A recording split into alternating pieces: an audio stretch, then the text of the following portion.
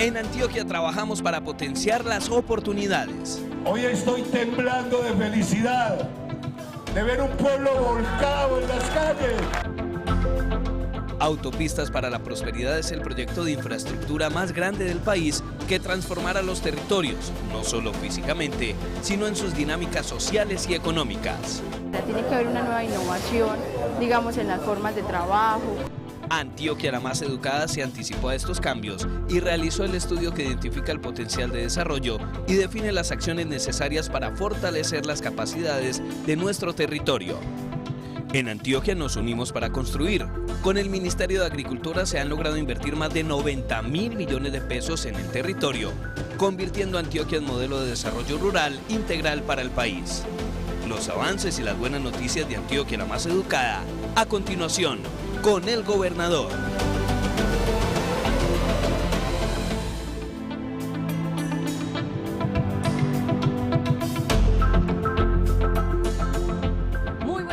Bienvenidos a nuestro diálogo semanal sobre Antioquia, la más educada, con el gobernador. Los saludamos desde Plaza de la Libertad, muy cerca de la gobernación de Antioquia. Yo soy Juliana Cardona y los estaré acompañando esta noche. Muy buenas noches, gobernador, ¿cómo está? Buenas noches, Juliana. Bien, contento. ¿Qué se hizo Tatiana, perdón? Tatiana está de vacaciones y aquí me encuentro reemplazándola. ¿Y tú quién eres? Bueno, yo, gobernador, en este momento soy la directora del programa, pero soy comunicadora de lenguajes audiovisuales, especialista en comunicación política.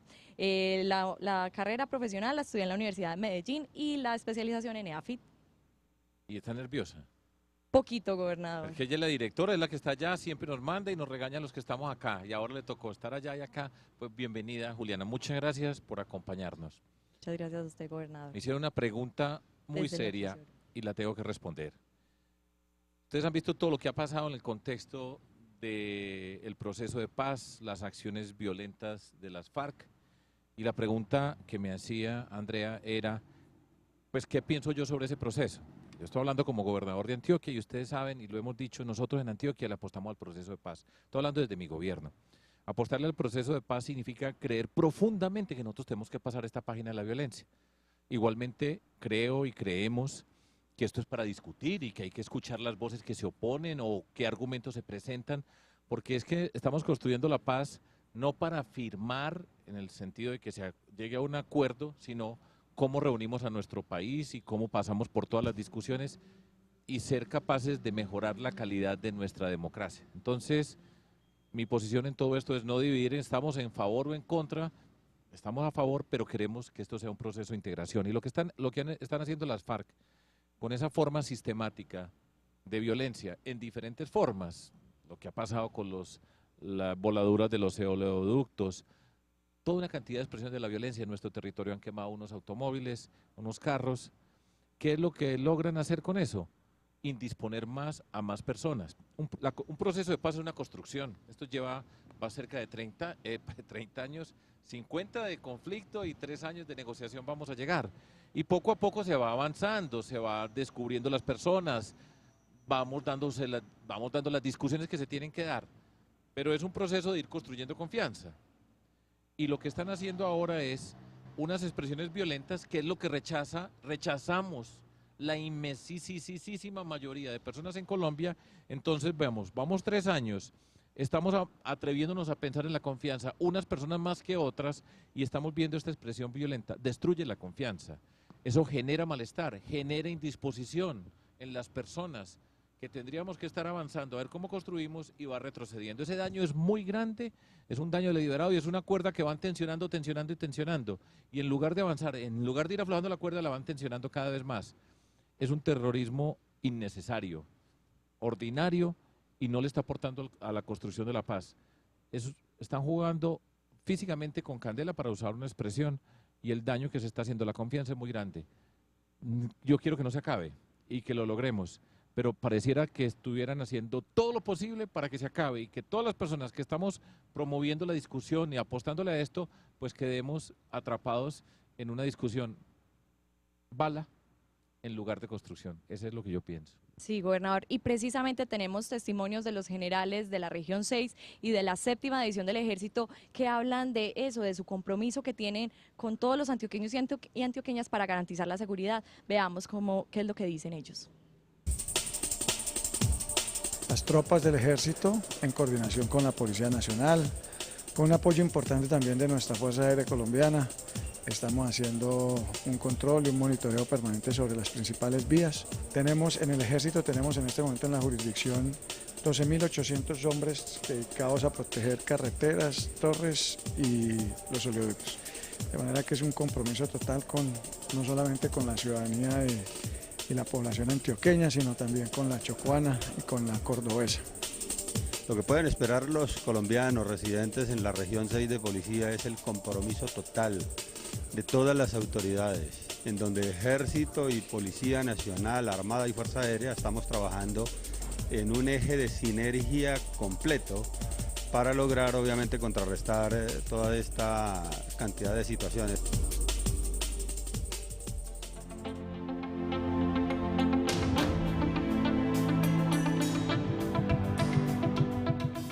Ahí teníamos, gobernador, la opinión de los generales, de los comandantes de la región 6 y de la 7ª división del ejército. General Pinto y General Mendoza. Y esas son imágenes del Consejo de Seguridad que tenemos nosotros todas las semanas. Allá discutimos un montón de cosas, muchas que no les puedo contar o que no corresponden como gobernante a compartirlas con ustedes, en el sentido de que tiene un marco limitado de confidencialidad y de acciones. Lo que estaba diciendo anteriormente, el ejército, la policía, la fuerza aérea, todos están en sus espacios. Algunas cosas pueden pasar, pero físicamente todo este grupo de personas que está brindándonos a nosotros la seguridad, tengan la certeza de que están haciendo todos los esfuerzos, están en todos los espacios. Antioquia es muy grande, es que es muy fácil salir unas personas, 5 personas en una carretera de todos los miles de kilómetros, ahora vamos a hablar de autopistas y carreteras, y quemar un bus, muy fácil entre comillas, pero tengan la certeza de que la fuerza pública nuestra está en su espacio, en su territorio. Yo no quisiera estar hablando de estar en su espacio, en su territorio, estar en combate, pero ellos están ahí y nosotros les tenemos que agradecer porque es un compromiso muy grande que tienen, dificultades las que quieran, pero en el territorio de Antioquia nosotros, repito, cosas pueden pasar, por supuesto, pero tengan la certeza de que la fuerza pública en el departamento de Antioquia está haciendo lo que le corresponde hacer, superamos dificultades y les agradecemos. Gobernador, y cambiando de tema, usted lo mencionaba, ahora vamos a hablar de autopistas para la prosperidad. Mucho mejor el tema. Mucho mejor, porque esta mañana estuve en Plaza Mayor presentando un estudio que habla del impacto que va a tener las autopistas de la prosperidad. Incluso usted mencionaba ahí en esa presentación cómo fue que comenzó todo esto, porque esto tiene un antes. Naturalmente, yo les cuento rápido, Juliana, porque aquí tenemos nuestros invitados, las personas que hicieron, los profesores Lotero y la profesora Jorge Lotero y Viviana Patiño, y está Rafael Nanclares de la Secretaría de Infraestructura. Ellos presentaron el estudio, la parte técnica, estuvo con nosotros el señor presidente de la República atendiendo y viendo todo lo que se ha hecho dentro de todo esto, pero me devuelvo y llegamos a enero del 2012. ¿Qué encontramos nosotros? ISA, la empresa, desde el gobierno del entonces presidente Uribe, había arrancado un estudio para diseñar las autopistas que en su momento le dieron el nombre de autopistas de la montaña. Y empezaron pues a hacer un estudio juicioso, riguroso, de todo lo que significaba la construcción de las autopistas. Y ese estudio originalmente tenía una cifra de 5 billones de pesos, y cuando terminaron de hacer toda esa, porque esto tiene diferentes fases en la construcción y diseño de un proyecto de esta naturaleza, en la fase que nos entregó ISA, que había sido gestionada repito, por el entonces presidente Álvaro Uribe y el ministro de Infraestructura Andrés Uriel Gallego, nos entregan un proyecto y dice, vale 13 billones en ese momento. Entonces nos enfrentamos a una dificultad, un proyecto muy bien hecho con la caracterización de ISA, pero un salto abismal entre lo que originalmente se pensaba y lo que realmente dio el estudio. Y nos enfrentamos pues, y la plata de dónde sale. La alcaldía y la gobernación, en la administración anterior habían separado unos recursos, el gobierno nacional iba a poner unos recursos, pero nos cambió totalmente. Entonces teníamos un buen proyecto, ya estaba el proyecto, ya se había empezado el recorrido para construirlo y nos enfrentamos a esa decisión. Y esa decisión fue una decisión muy difícil porque era una gran cantidad de recursos de nuestro país invertidos para Colombia, porque yo he insistido mucho, este proyecto no es para antioqueños, es para Colombia y pasa por nuestro territorio. Y entonces el presidente Santos con el ministro Mauricio Cárdenas, con Luis Fernando Andrade, el director de la Agencia Nacional de Infraestructura, con una cantidad de discusiones, trabajando con el alcalde de Medellín. En todo esto estuvimos discutiendo y el gobierno nacional aprobó esa cifra de 13 billones de pesos. Esa cifra se aumenta, yo no les voy a dar los detalles ahora, que no corresponde pues entrar a todos esos detalles, pero ese es el cambio. Arrancó con el presidente Uribe y Andrés Uriel Gallego un primer estudio, nos da una información, entramos a este salto para esta apuesta.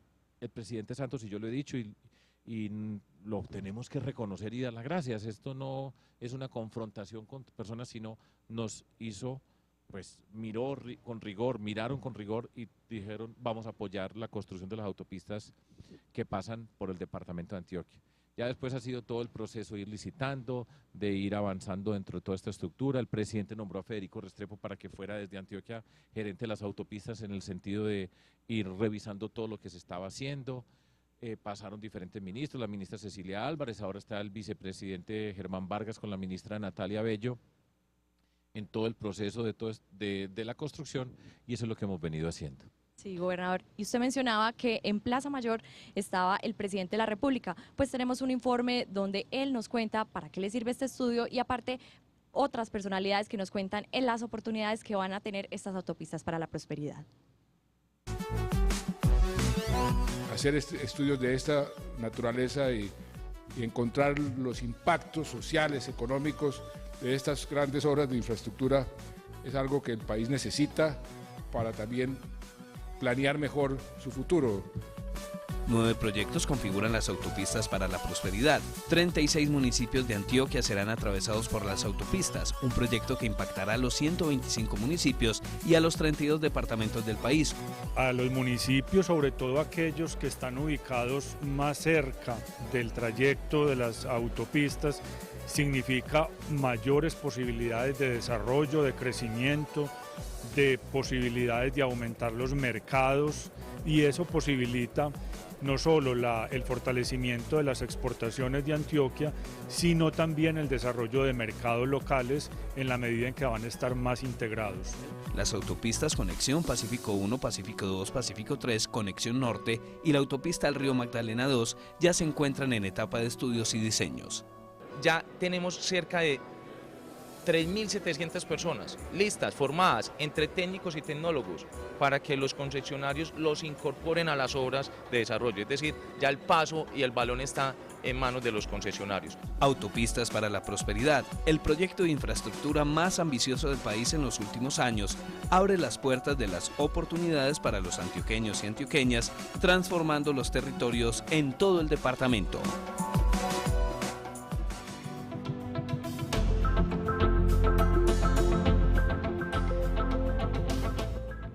Gobernador, y este estudio ya se encuentra publicado en la página web www.antioquia.gov.co, y ya nos acompañan nuestros invitados para que les dé la bienvenida, por favor, y ampliemos la información. Juliana, claro que sí. Yo no sé si está publicado todo, pero están haciendo unos ajustes, pero hago una pequeña introducción acá.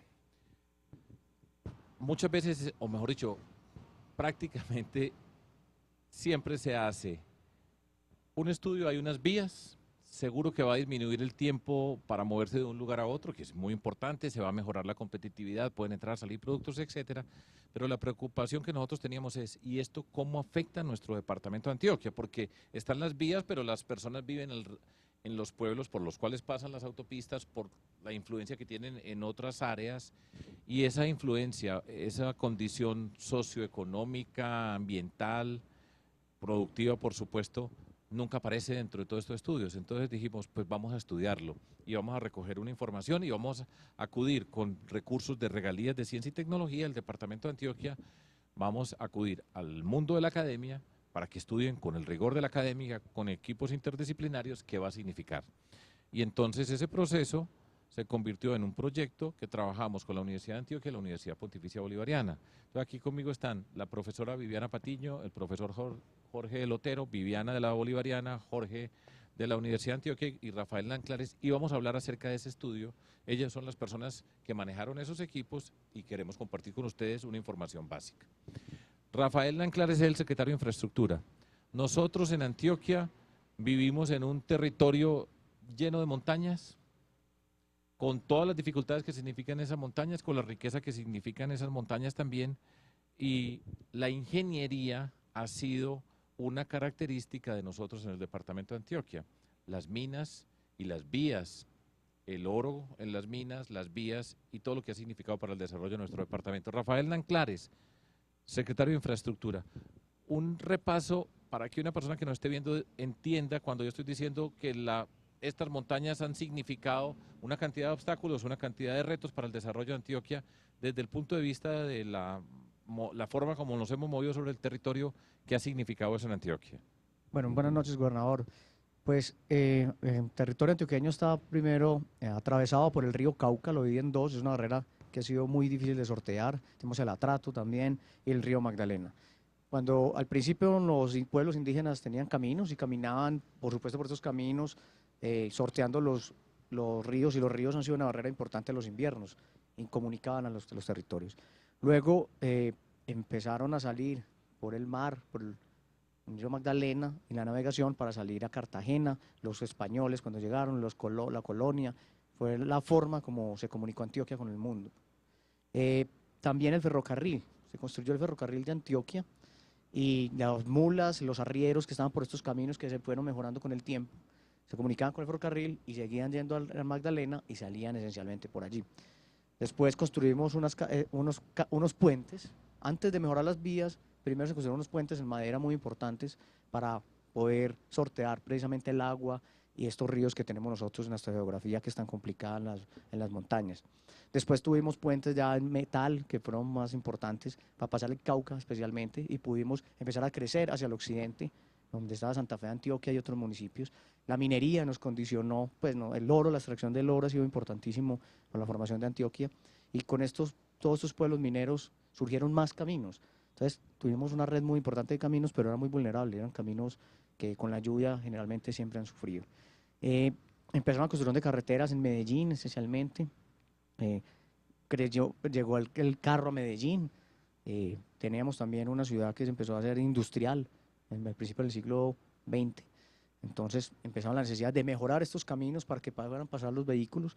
Se requirió ingeniería, se fundó la Escuela de Minas, que dotó al departamento de ingenieros capaces de mejorar estas vías y llevarlas a condiciones muchísimo mejores. Y bueno, y empezaron a tener los aeropuertos. El Olaya Herrera ayudó al tema del comercio internacional. ¿Qué año fue el Olaya Herrera? ¿Usted se acuerda? El Olaya Herrera, gobernador, me acaba de corchar. 1929. 1929, sí. Y la carretera al mar, que fue importantísima, fue en 1926, terminó en 1955, y fue pues es un sueño que hemos tenido todos los antioqueños y que ahora es una realidad.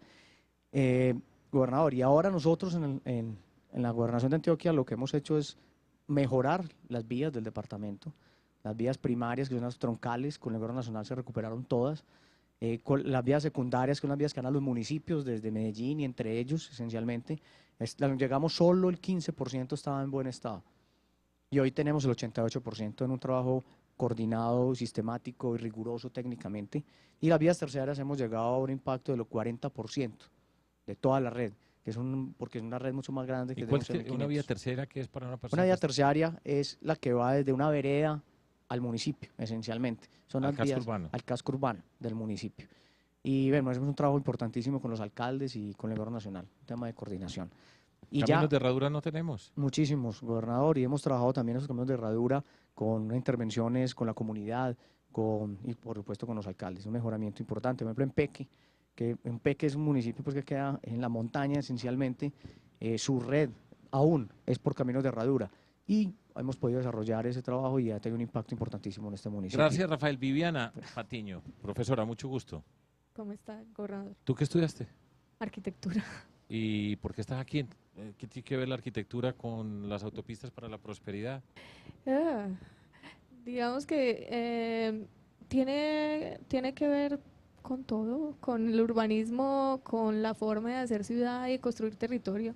Creo que son unas escalas que han estado muy lejos del quehacer del arquitecto, pero son una necesidad vital que se entiendan para construir ciudad, que es finalmente lo que hacemos. Bueno, desde la perspectiva de nuestro territorio, de ese desarrollo de ciudades, de poblaciones, del ordenamiento territorial, En el estudio que ustedes hicieron, en la componente en la que tú participaste, ¿qué encontraste? ¿Cuáles son los mayores aportes de estas autopistas para la prosperidad? Y 3, ¿cuáles son los retos? Bueno, cuando uno revisa las autopistas, las entiende como un hecho físico, como un hecho espacial. Lo que hace es disminuir tiempos, acercar poblaciones.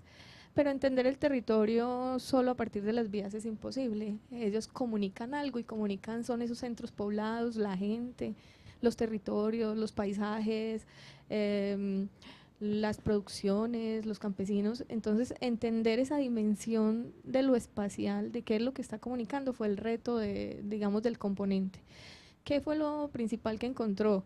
Que la labor que cumplen esas vías en el territorio de acercar es vital. No hay desarrollo sin socios, no hay desarrollos si la gente no se integra, se asocia, se fortalece, si se une para prestarse servicios, y eso es lo que hacen las autopistas en el territorio.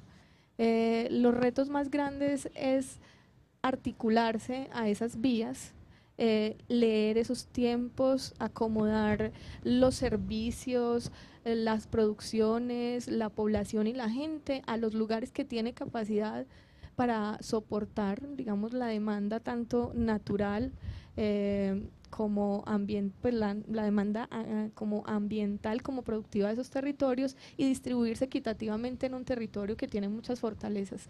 ¿Qué va a pasar con el área metropolitana? Caldas a Barbosa, pasando por Medellín. Fue Medellín, se fue pegando. Cuando yo estaba chiquito todavía Envigado no estaba pegado a Medellín. Hace mucho rato estamos hablando. Pero desde esa perspectiva, ¿qué va a pasar con esta área metropolitana, con esas autopistas desde el punto de vista de lo que tú estudias? Estamos, digamos, en una sociedad urbana. El departamento lo demuestra, más del 70% de la población es urbana. Las áreas o el desarrollo se ha consolidado en esos sitios. Entonces, el área metropolitana con su región circundante va a seguir creciendo. O sea, se van a fortalecer municipios que estaban a más de 3 horas, 4 horas, van a quedar a distancias de 1 hora. Entonces hay una relación muy importante en las posibilidades de distribuir los servicios, la economía, las empresas en esas áreas. Lo que pasa es que no se pueden pensar solos. Esa es la dificultad más grande del área metropolitana, que se tiene que pensar con esos vecinos articuladamente. Si no borramos esas líneas del mapa y empezamos a entender que eso funciona como un todo, es muy difícil pensar que una ciudad de esas es sostenible, porque es muy grande. En todo lo que estudiaste, que dijiste, ¿qué aprendiste? Algo así que dijera, me di cuenta de algo o me pareció extraordinario algo. Yo creo que es una obviedad y nos basamos mucho como en las obviedades, sino que encontramos algunas sorpresas con esos imaginarios que tenemos como de algunos municipios. Y por ejemplo. Por ejemplo, Puerto Berrío, que era siempre uno se lo imagina como un centro, digamos, muy potente y que esas autopistas lo iban a favorecer mucho. Y suena muy obvio, pero lo que digamos uno encontraba es que los municipios que tienen capacidad de asociarse, de fortalecer, de compartir el territorio, los servicios, son los que más se fortalecen. Entonces los municipios que están muy aislados, que no tienen vecinos próximos, es más difícil absorber esos potenciales de desarrollo. Entonces, digamos que eso es obvio, pero fue un gran aprendizaje en toda la elaboración de este estudio. Ok, pasemos acá a esta persona mayor, al profesor Jorge Lotero, economista de la Universidad de Antioquia. Jorge, muy buenas noches. Buenas noches, gobernador. La misma pregunta, como economista que has hecho una cantidad de estudios acerca del desarrollo del departamento de Antioquia, hemos trabajado el departamento y muchos estudios que ustedes han hecho desde la universidad, con el INER, desde la facultad de, ¿cómo es que es? De Economía y Ciencias Sociales, que siempre me equivoco del nombre. Ciencias Económicas. Ciencias Económicas, el rector me regaña porque siempre me equivoco de ese nombre. Desde esta perspectiva, este estudio de las autopistas, ¿qué es lo que encontramos? ¿Cuáles son los principales impactos en el sentido económico del desarrollo y cuáles son los retos desde el estudio tuyo? Un poco más cerca del micrófono. Gobernador, la respuesta puede ser muy simple. Todos los antioqueños van a ganar con las autopistas. Van a ganar por la construcción, porque va a generar una gran demanda, es decir, un gran volumen de negocios del cual se pueden beneficiar en la medida en que mejoren sus capacidades, tanto los municipios como tanto el área metropolitana como los municipios, y en el largo plazo porque también vamos a hacer ahorros en términos de tiempo para mejorar nuestros niveles de riqueza. Todos los habitantes de Antioquia se van a beneficiar. Así estén lejos de las autopistas, eso va a reducir tiempos de transporte y costos muy importantes para que las personas se puedan desplazar desde sus sitios de residencia a los sitios de prestación de servicios, para proveerse de insumos, para articularse a los mercados, bien sea los mercados locales, los mercados regionales, los mercados nacionales y los mercados internacionales. En ese sentido, el departamento va a ganar mucho en competitividad y eso va a permitir, por ejemplo, que se generen condiciones y un ambiente muy propicio para que el desarrollo de Antioquia pueda desencadenarse. Una cosa importante es que las vías, ¿sí?, afectan e inciden significativamente en el crecimiento y en el bienestar de la población. Yo estoy hablando de memoria, pero voy a hablar de unas cifras que recuerdo, y el presidente estaba escuchando con mucha atención la presentación que hicieron, quedó muy impresionado porque esto no se ha hecho para ninguna, están haciendo una cantidad de autopistas y vías por todo el país, y este es el primer lugar donde nosotros hacemos ese estudio complementario. Son cerca, si me equivoco me corrigen, 190.000 nuevos empleos se van a generar en la etapa de construcción físicamente de las autopistas.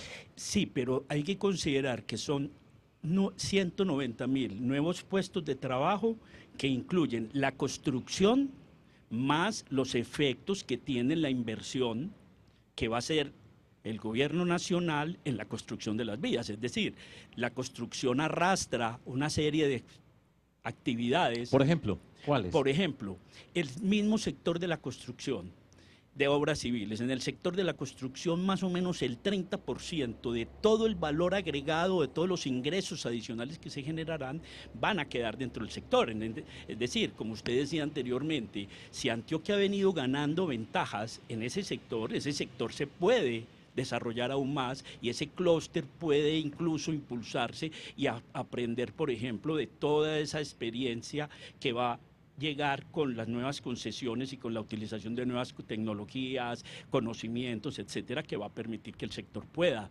lanzarse incluso en construcción. Después, los efectos que tiene en el largo plazo. En el largo plazo es muy importante porque vamos a aumentar el ingreso per cápita. Y el ingreso per cápita, si sea una medida muy aproximada del bienestar, nos permite pensar que, por ejemplo, si ahora nos demoraríamos con la tasa de crecimiento 23 años para duplicar nuestra riqueza personal, con las autopistas nos vamos a demorar cerca de 14, 15 años. Eso es un ahorro de tiempo significativo. Es decir, nos vamos a anticipar, ¿sí? Y eso va a permitir que, por ejemplo, mejoren las personas en términos de acceso a servicios, capital humano, educación, salud, etcétera, que permite mejorar productividad y competitividad y desarrollo rural específicamente. Jorge, retos y peligros.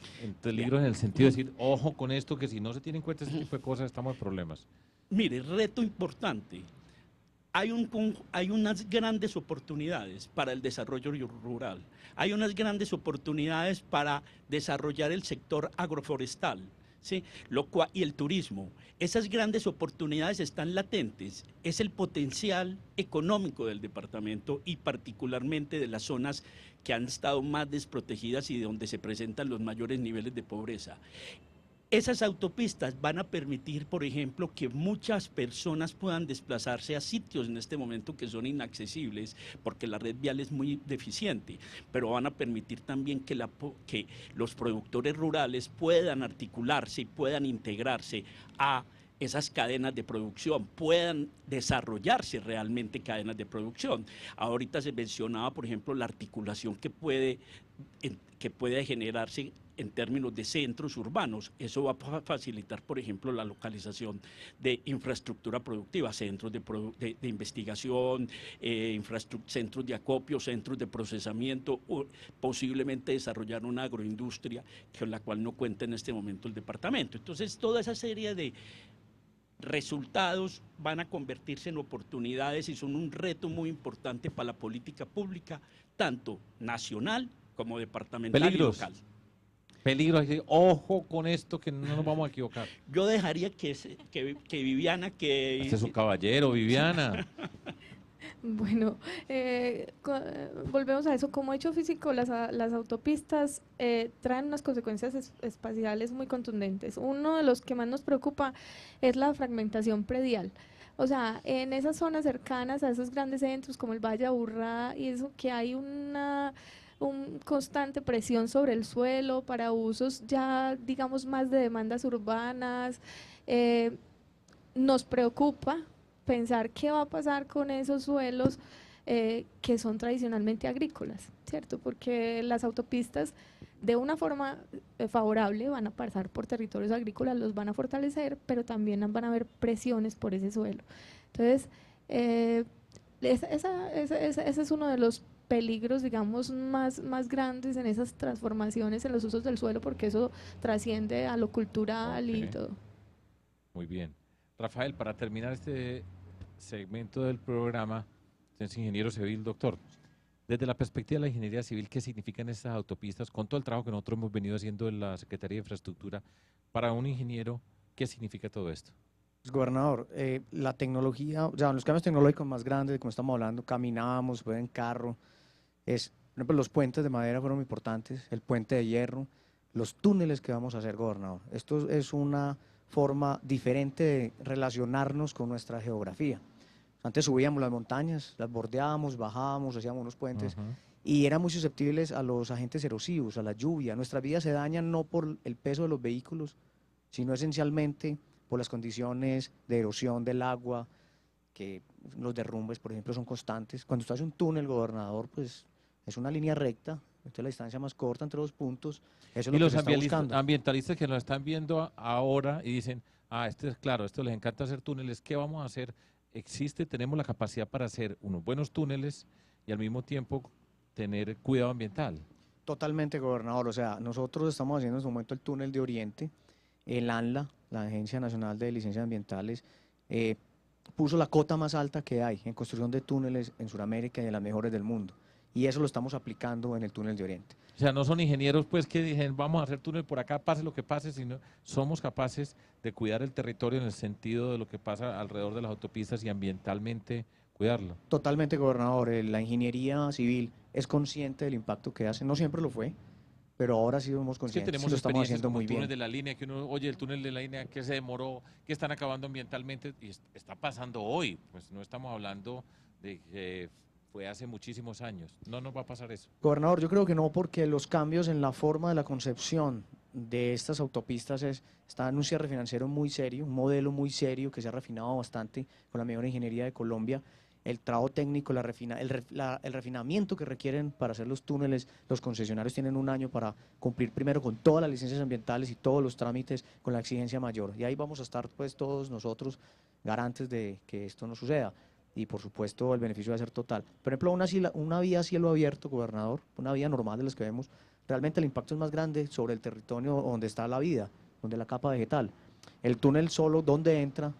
Porque por la parte de adentro del túnel como tal es un material inerte. Bueno, ya suficiente, gracias, señor Rafael, pero yo les quiero felicitar. Fue una presentación muy bien hecha, gracias por el estudio.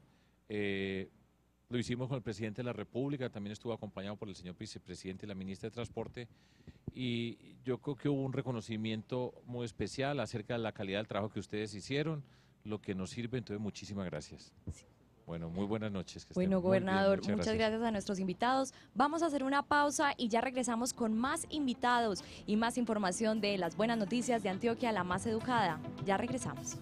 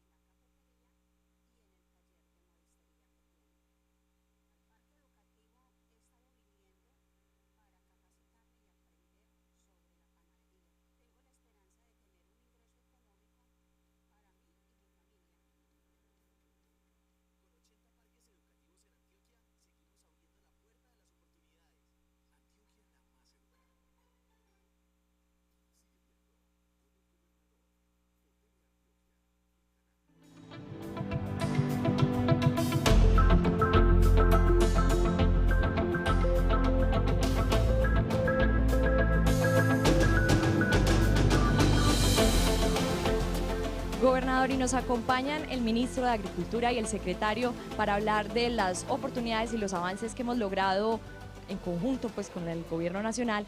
Pero antes yo quiero invitarlos para que veamos el siguiente informe que nos relata un poquito de esos proyectos. En Antioquia nos unimos para construir. Con el Ministerio de Agricultura se han logrado invertir más de 90.000 millones de pesos en el último año, convirtiendo a Antioquia en modelo de desarrollo rural integral para el país. Con educación construimos oportunidades para el campo. Es así como de la mano del gobierno nacional los productores de leche del departamento y los proyectos productivos de cacao, plátano, café, caña, frutícolas y porcicultura reciben asistencia técnica, capacitación y fortalecimiento socioempresarial. También con el Ministerio trabajamos para fortalecer la agricultura familiar, beneficiando a 1.000 campesinos, contribuyendo al mejoramiento de los procesos productivos, comerciales y organizativos. En Antioquia, más de 11.800 campesinos aprendieron que la educación es el motor de la transformación en las 413 escuelas de campo, y el departamento se prepara para ser potencia en piscicultura en el país, con la formación de los piscicultores y apoyo a nuevos proyectos.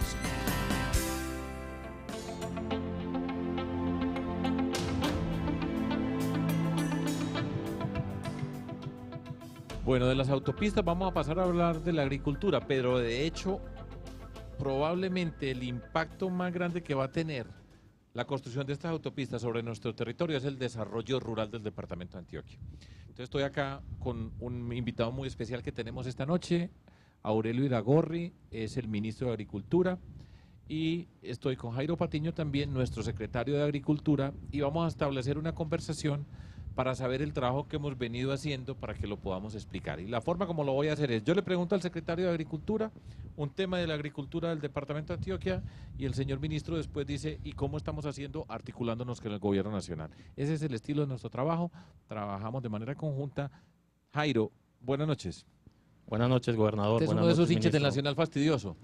¿Sí? Me molesta, es hincha nacional, pero bueno, no es problema porque trabajamos muy bien, pero me molesta mucho. Es de esos que me saca la cuenta de las estrellas, se ríe cuando perdemos, todas esas cosas. Pero ¿sabe qué, gobernador? Yo le voy a molestar más porque yo soy hincha del Cali.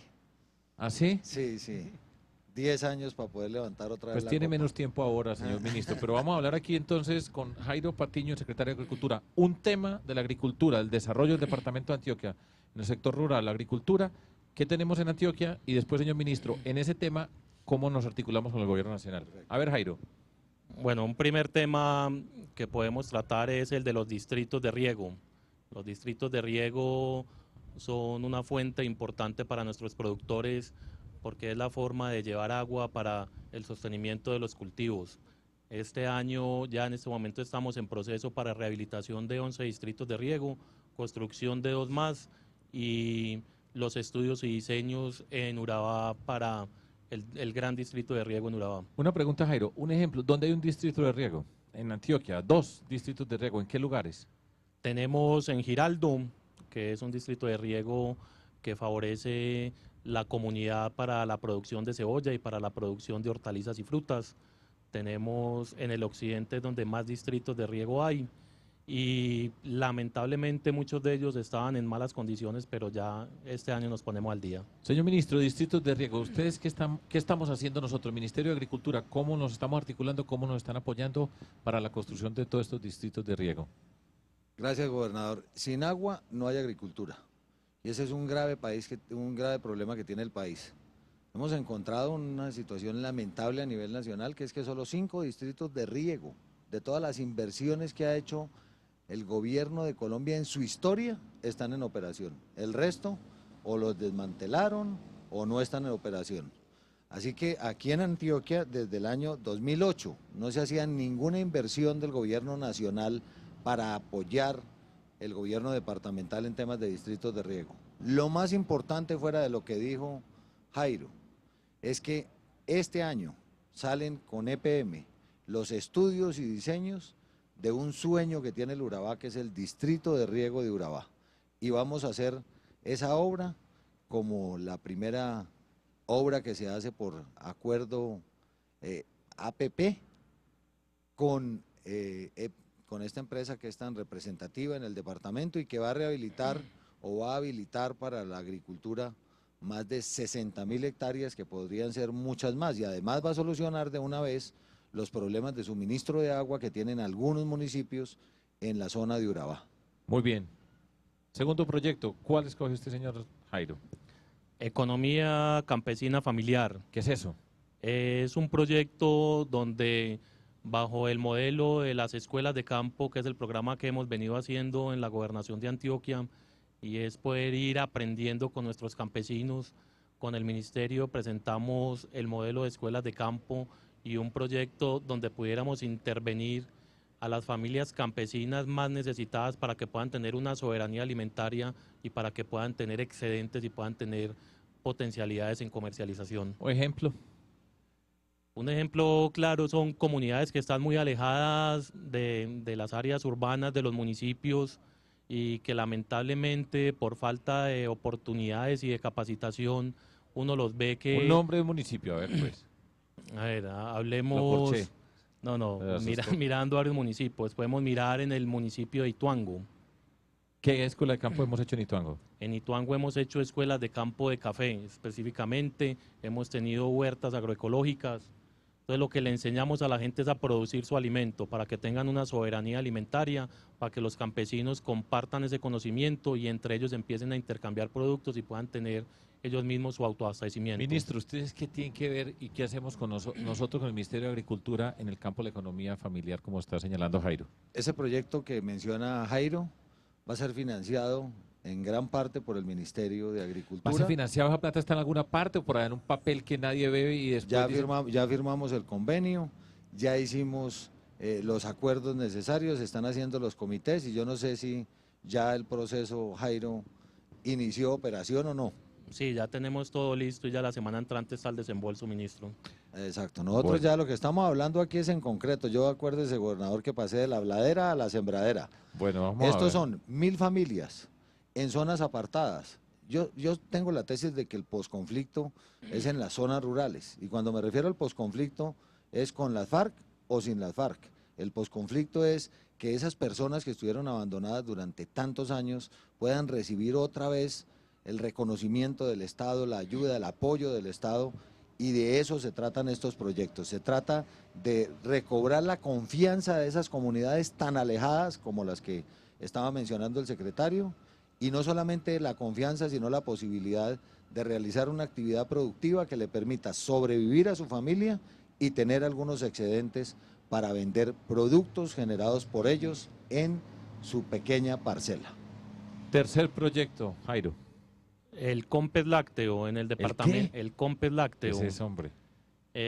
Hay una estrategia de fortalecimiento de los departamentos productores y nosotros en el departamento de Antioquia hemos venido haciendo un ejercicio importante para poder fortalecer los municipios productores lecheros en certificaciones, en buenas prácticas y en un proceso que nos permite, dentro de las escalas de productividad y medio ambiente, de sistemas silvopastoriles, en compañía... Pero el COMPES no es un papel que firman por ahí, entonces pues de papeles llenos de firmas estamos llenos, ¿o no? Pero este es un papel que se firma con recursos y que se ven en el territorio como tal. Dos territorios de Antioquia que pues, sean productores de leche. Norte antioqueño y oriente antioqueño, es donde tenemos una concentración importante en la producción de leche y donde estamos haciendo esfuerzos importantes para fortalecer algunas asociaciones para concentración de leche y donde hemos ido capacitando bajo el sistema de escuelas de campo,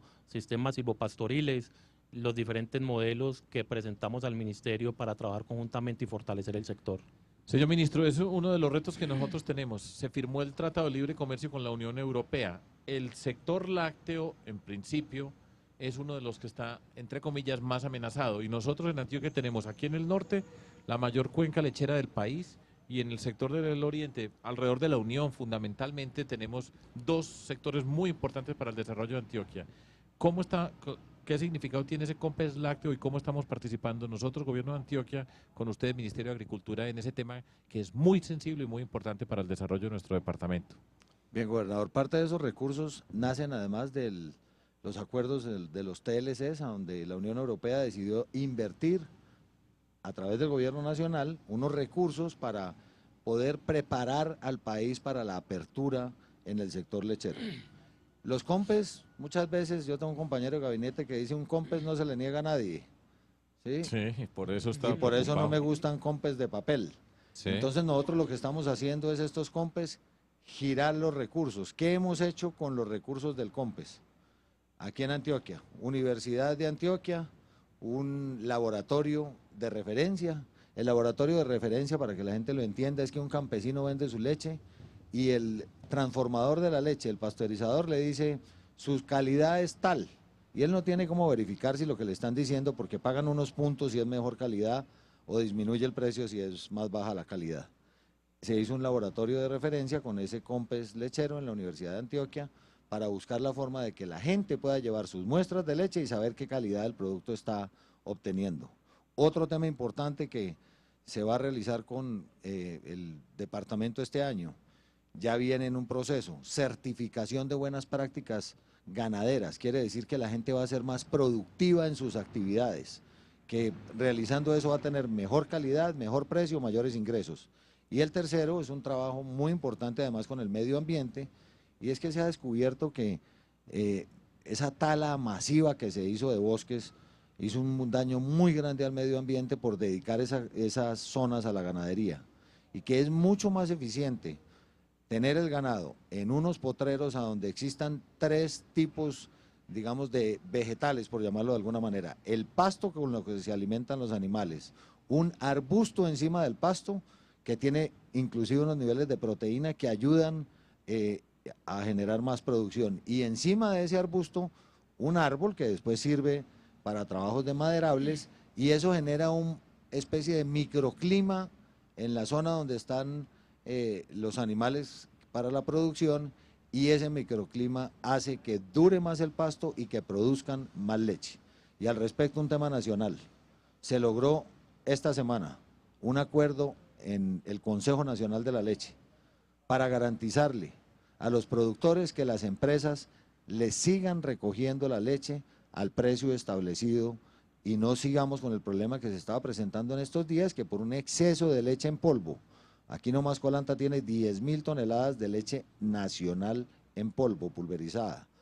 Ese exceso de leche estaba haciendo que los recolectores recogieran menos leche a los productores, y eso es demasiado el golpe social a la persona que tiene Me sus alegra animales. oír eso, señor ministro, porque hay mucha angustia.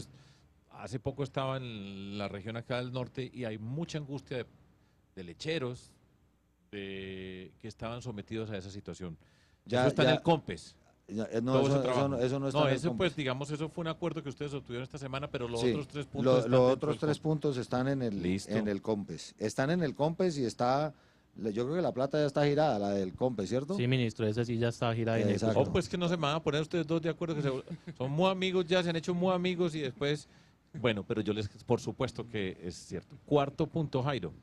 Bueno, hay un programa especial que desde que llegó el ministro se empezó a construir conjuntamente y es el que se ha denominado PARES, que ¿Qué es es un eso? ejercicio de focalización en territorio, un ejercicio donde con las comunidades, con la Sumata, los alcaldes, se construyeron las necesidades que tenía cada territorio para presentar unos proyectos en las diferentes cadenas productivas y poder ser financiados por el ministerio. En este momento nosotros presentamos 6 proyectos dentro del programa de PARES. ¿Quiénes somos nosotros? La Gobernación de Antioquia de la mano de todos los municipios, en un ejercicio participativo donde ya también está firmado, el desembolso está para la semana entrante y vamos a poder intervenir todo el departamento en 6 proyectos productivos, específicamente en café, en piscicultura, en porcicultura, en la cadena de hortalizas, en la cadena de frutas, en plátano, y vamos con esto poder ir haciendo todo el tema de sostenimiento, y en caña también se me quedaba, para todo el tema de sostenimiento y siembra de cultivos. Ahí cabe resaltar que dentro de este programa, lo que anunciamos la semana pasada, donde anunciábamos que para la nueva generación cafetera, en un programa muy importante que tiene la gobernación de la nueva generación cafetera y en el programa de cafés especiales, vamos a poder intervenir y poder entregarle a los jóvenes de familias caficultoras, 2.000 árboles de café y 6 bultos para cada uno para el levantamiento de estos cultivos. Señor ministro, eso no es de esos anuncios que dicen vamos a financiar todo esto y vamos y nos vamos nosotros de aquí y no ha pasado nada, ¿o eso en qué está? No, los proyectos no solamente están financiados, sino que no están financiados con recursos de vigencias futuras. Son todos proyectos ya firmados, con convenios suscritos, con los recursos ya separados, y usted sabe que para que se firme un convenio de esos tiene que estar la disponibilidad presupuestal, etcétera. Lo que hicimos para agilizar los procesos, y yo quiero decirle algo, gobernador, porque usted tiene razón en tener dudas. La gente piensa que en el ministerio y en este diálogo social con los gobernadores no se podía, y no se podía lograr nada. Y tenían toda la razón, el ministerio tenía inmensas dificultades porque las decisiones se tomaban en un escritorio frío en Bogotá para ver qué necesita la gente aquí en Urabá. Pues el que sabe qué necesita la gente en Urabá es la gente de Urabá. Y a través de su secretario y su gobernador, el primer mensaje es, sí se pudo. El ministerio dio la oportunidad, cambió su visión de las cosas. No se pueden seguir tomando decisiones desde un escritorio frío. Las decisiones se toman directamente en el departamento con la gente y lo pudimos hacer. Y es muy importante que ese ejercicio que nació en estos, yo llevo 9 meses en el cargo, todavía parece parto de mula, ¿no? En los primeros 9 meses mientras uno ajusta el territorio.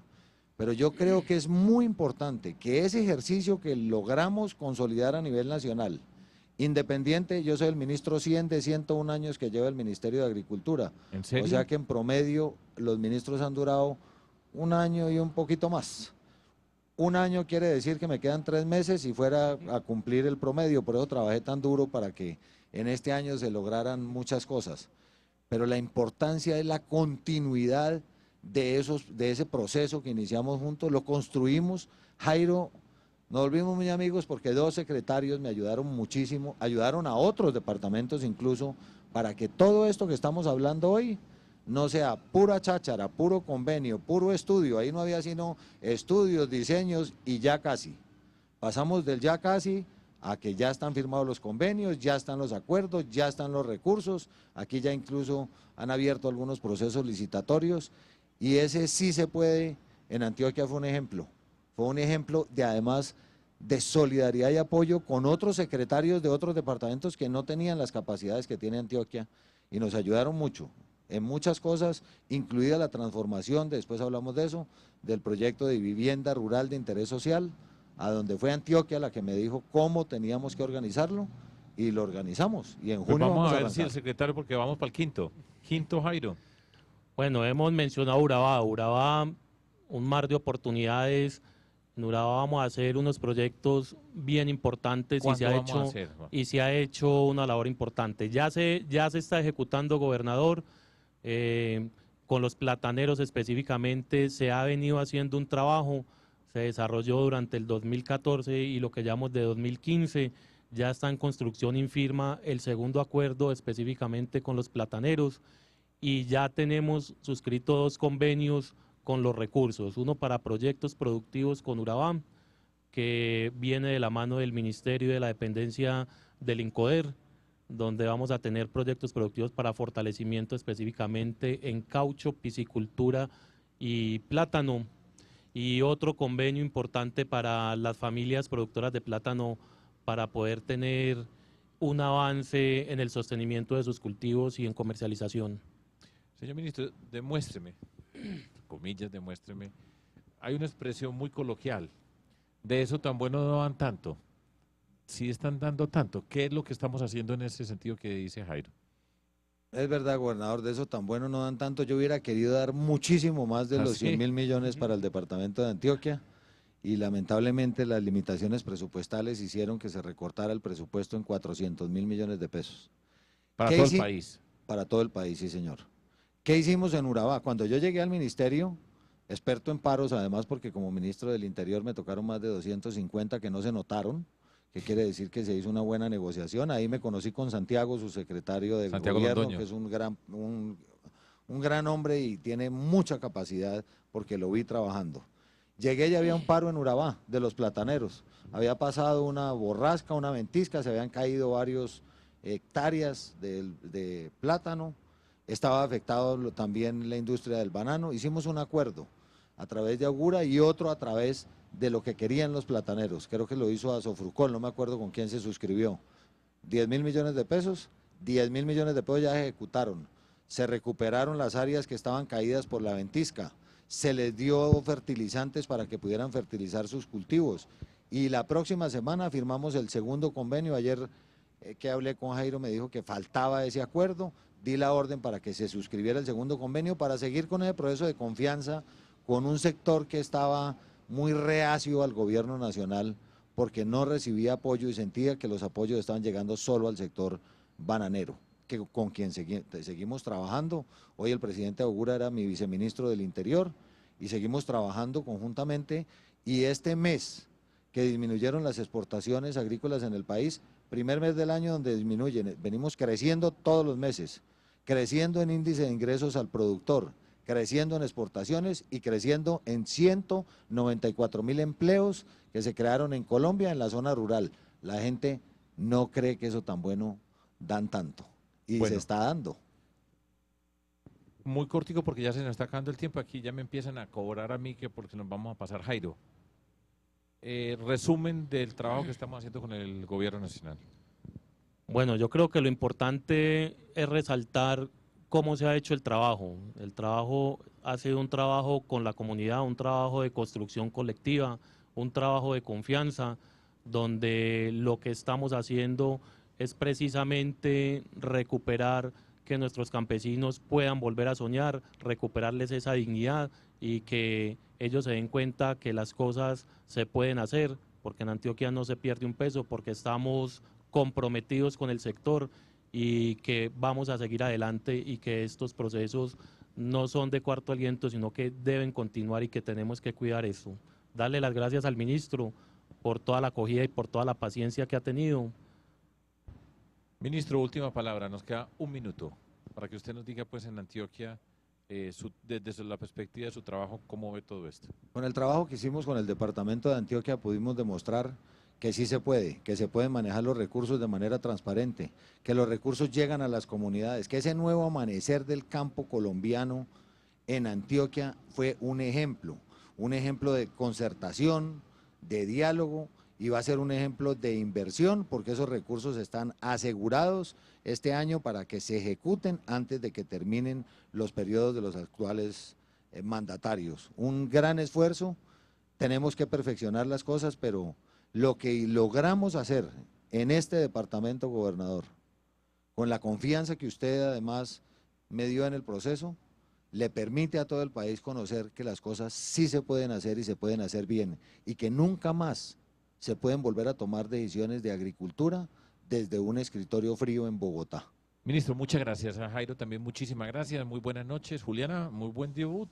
Listo, muchas gracias, gobernador, por recibirme. Bastante. Sí, muchas gracias. Muchas gracias al ministro, al secretario por acompañarnos. A ustedes muchas gracias por estar con nosotros. Los esperamos el próximo jueves a las 8:30 de la noche. Continúen con la programación de Teleantioquia, mi canal. Feliz noche.